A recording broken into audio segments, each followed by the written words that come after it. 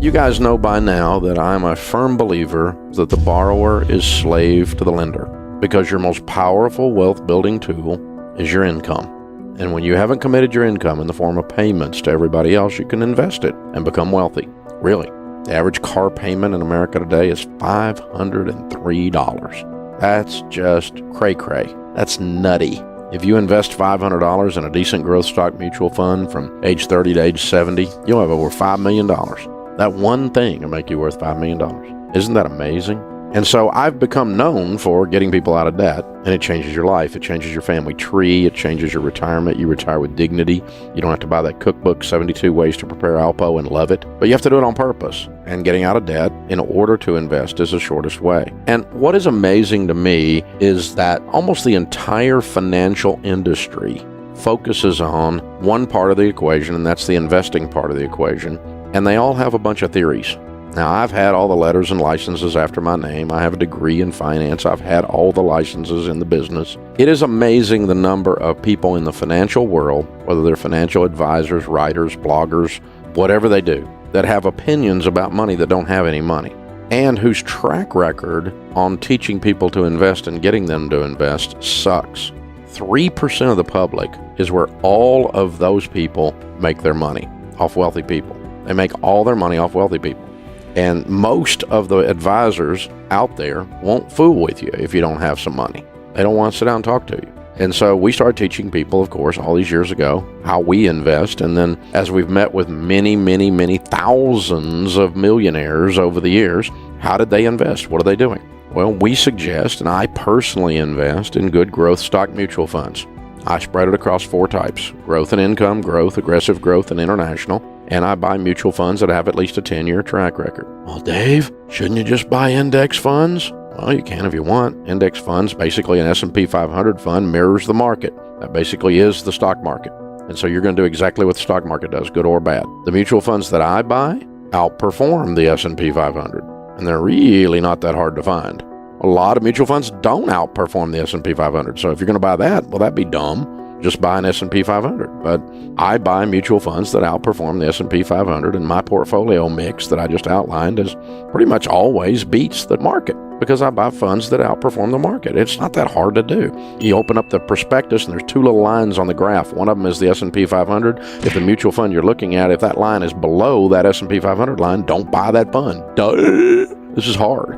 Really not that much to this. But Dave, you just tell people buy those loaded funds. Yeah, they'll pay a commission. That's fine. Have somebody in your life helping you do the investing. All the data says that you'll continue to invest doing that. But when you're out there by yourself with all your theories and some idiot newscaster comes on the evening news predicting the end of the world, what do? You cash out all your mutual funds at exactly the wrong time because you don't have anybody in your corner saying, don't jump, don't jump. Instead, you're just out there with your own emotions and the newscaster, and that's how you pick out when you jump in or out of the market, and that's just dumb. So all the data says a decent portfolio of good performing mutual funds wins.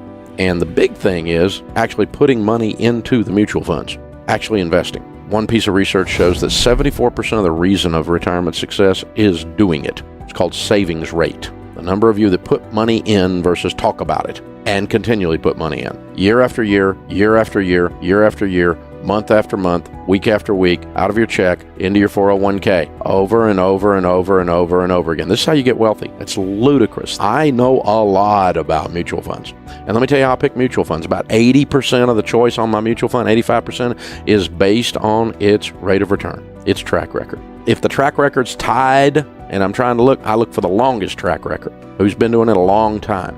I like neighborhoods with big oak trees when I'm buying real estate. You see what I'm saying? I like a long track record, something stable. I don't like risk.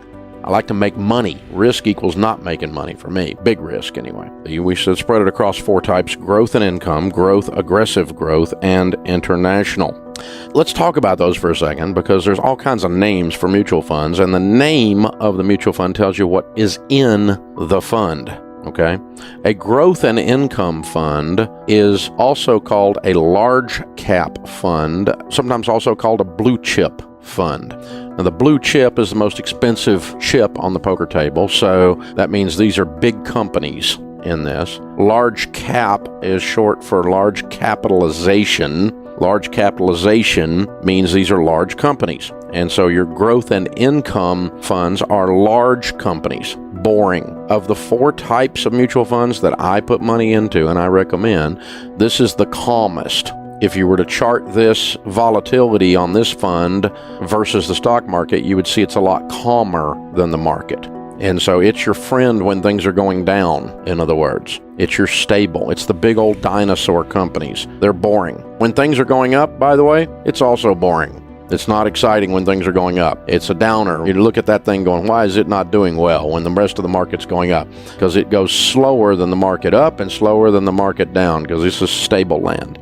A growth fund is right in the middle. The S&P 500 index fund would be considered a growth fund. A growth fund is companies that are growing. They're kind of medium-sized companies, so you might hear it called mid-cap fund. These are just standard growth stock mutual funds. There's a whole lot of these out there. Ton of funds that fall in this area.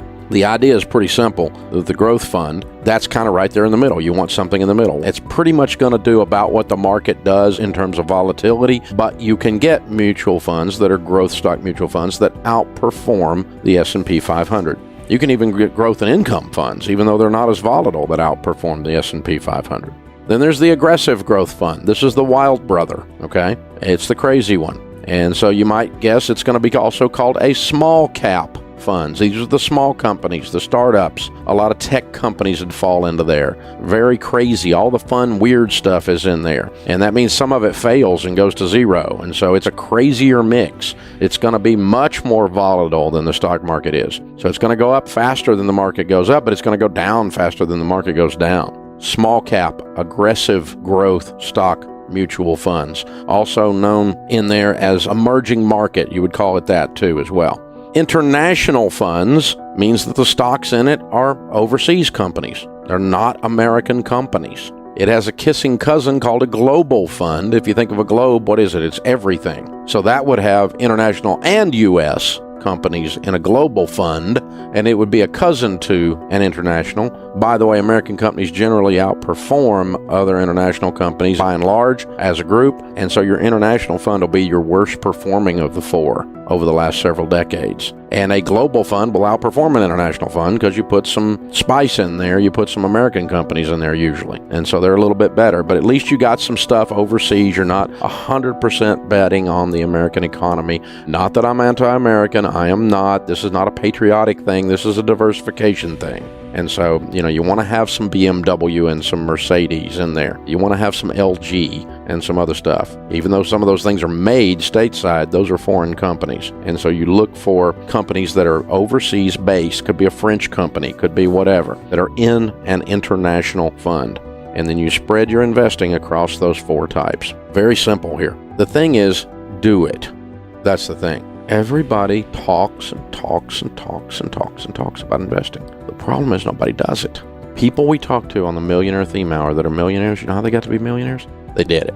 And they never, when I ask them how they became millionaires, they never say, oh man, I hit the home run. They never say that because it never happens.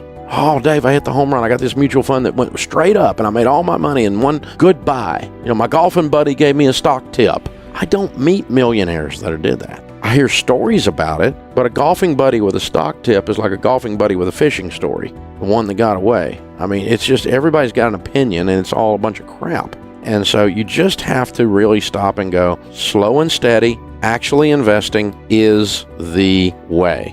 It's the way. It's the only way to go.